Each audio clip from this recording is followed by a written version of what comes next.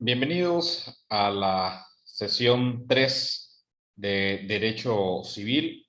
El día de hoy vamos a iniciar primeramente con el tema del Estado Civil. ¿Qué es el Estado Civil? El Estado Civil es la relación que tiene el individuo, sobre todo con el grupo que lo identifica o el núcleo familiar y sobre todo la generación o afinidad que va teniendo respecto a estas personas de descendientes, ascendientes, de progenitores, de los que les reconocen a través de la adopción o el parentesco, la afinidad que se va teniendo y sobre todo que pueda tener respecto a otras situaciones jurídicas el reconocimiento de las personas. El que Estado civil legal es la situación de convivencia administrativa reconocida de las personas en el momento en que realiza su información. Esa puede ser a través de la situación que se va teniendo entre las personas y el reconocimiento que se hace a través de esta relación que se tiene. Por ejemplo, si la persona es soltera, casada, divorciada, viuda, separada y también lo que surge a través del respecto a los hijos, porque genera esta vinculación respecto a las obligaciones y los derechos de los hijos y el reconocimiento que se tiene hacia estos. El Estado civil, en la posesión de este Estado, de acuerdo al derecho civil, lo integran tres elementos. El nomen, la persona lleva el nombre correspondiente al Estado que posee, es decir, si es soltero, si es casado, si es divorciado. El tractatus, la persona se le considera de su vinculación hacia su familia porque tiene el reconocimiento respecto a la situación de la relación que tiene hacia los padres y sobre todo el reconocimiento en los apellidos. Eso lo vemos en el desglose de quiénes son los padres de la persona. Y la fama, la persona tiene la reputación a los ojos del público al poseer el estado que aparece. Hay posesión de estado cuando alguien disfruta de determinado estado de familia con independencia del título sobre el estado. Es decir, que el propio reconocimiento social y reconocimiento jurídico, la persona lo se disfruta con todos los derechos y las obligaciones inherentes a esta situación. Las consecuencias patrimoniales y no patrimoniales. Las consecuencias patrimoniales hablaremos sobre lo respecto a los activos y pasivos propios del patrimonio, pero los no patrimoniales, para entenderlo mejor, están relacionadas a la formación, disolución y nulidad de los matrimonios y la generación de las obligaciones y situaciones que de estas surgen. Es una característica innata, la no patrimonial, que está adherida a la personalidad, a la persona, al contrario de los derechos patrimoniales. El no patrimonial no puede ser transferido a otras personas ni puede ser objeto de evaluación económica de forma objetiva. Esto es decir, por ejemplo, cuando unas personas se separan, las obligaciones que caen respecto a los hijos, sobre su educación, sobre la alimentación, sobre todo esto son derechos inalienables que no se pueden transferir. La prueba del estado civil, la ley establece la única forma de probarse el estado civil es a través de los asentamientos que se hace a través del registro civil. El artículo 39 del Código Civil establece que el estado civil solo se puede comprobar con las constancias relativas al registro civil, ningún otro documento ni prueba ni medio de pruebas admisibles, salvo los casos expresamente exceptuados por la ley. Y el artículo 340, la fijación de los hijos nacidos de matrimonio se prueba con la partida de su nacimiento y el acta de matrimonio de los padres, salvo hay excepciones. ¿Cuáles son las acciones que se realizan? Vamos a poner dos ejemplos. El primero, cuando un padre, por alguna situación de infidelidad, tiene un hijo que él desconocía, que tenga esta relación consanguínea y que no es de él, sino de la persona con que se cometió el adulterio, él puede realizar la acción de desconocimiento de Estado, es decir, de desconocer al producto surgido de esta infidelidad y declarar que el producto no es suyo. En caso contrario, un hijo que no haya sido reconocido por alguno de algún padre, él a determinada edad puede hacer y promover la acción de reclamación de Estado para ser reconocido como tal.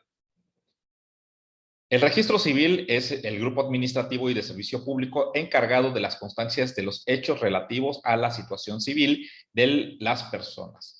En cumplimiento de la ley, el concepto y naturaleza jurídica puede definirse como la institución que tiene por objeto hacer constar de manera auténtica y a través del sistema organizado de los actos y hechos relacionados con el estado civil de las personas, mediante su intervención de funcionarios oficiales investidos de fe pública, para que las actas que se extiendan y los testimonios que ellos expidan tengan un valor probatorio para cualquier juicio, para cualquier situación que no esté fuera de ley.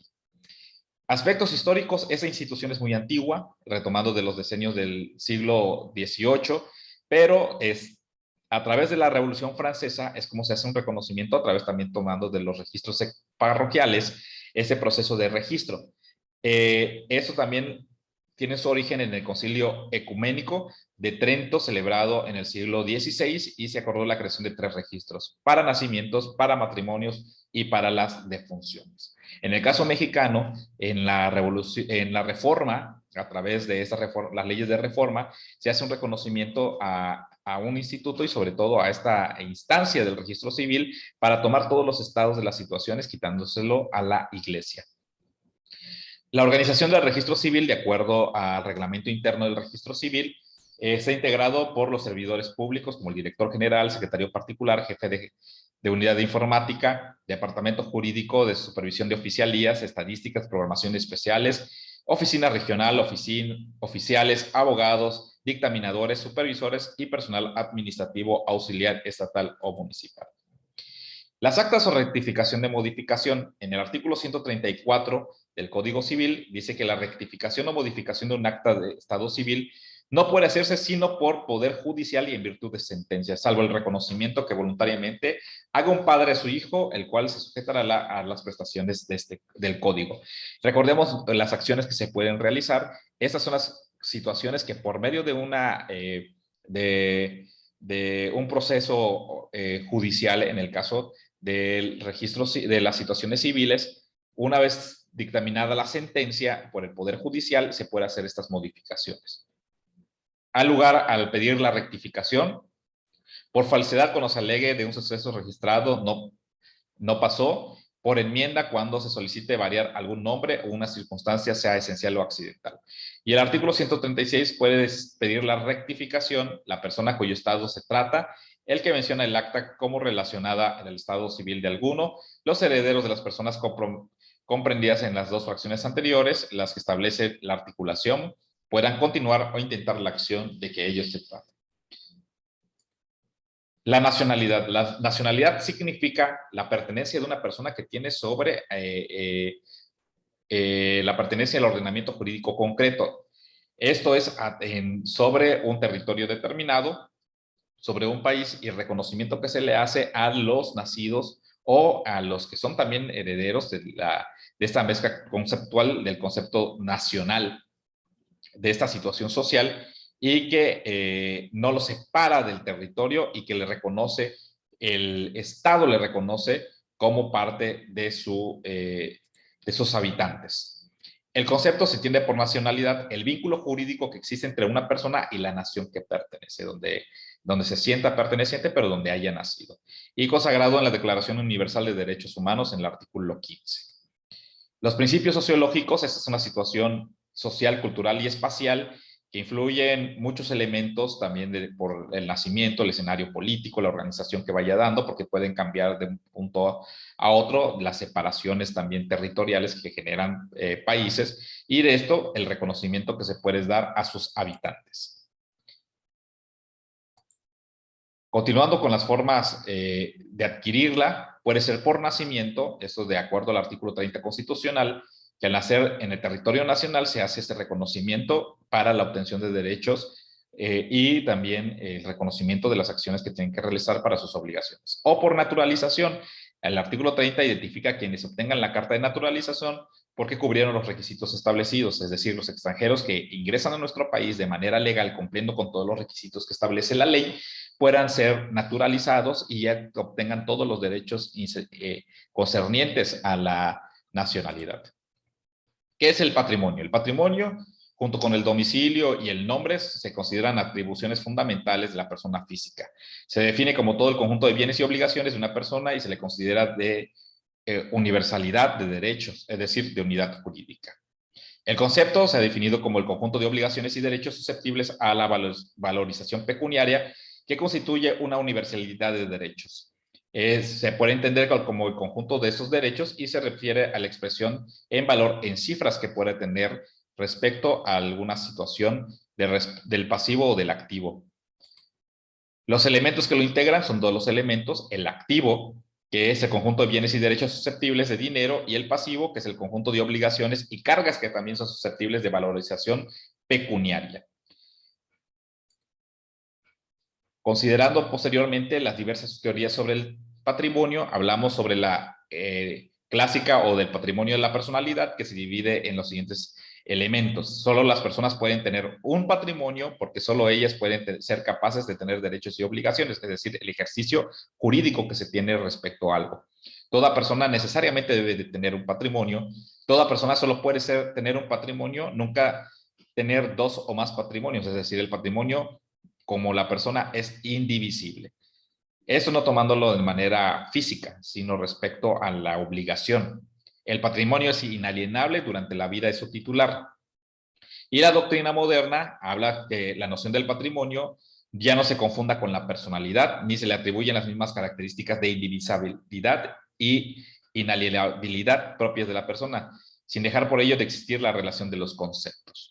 Es decir, la relación que exista sobre los preceptos que en la actualidad tenemos sobre el patrimonio, de que ya se puede hacer indivisible y puede ser también enajenable en su momento.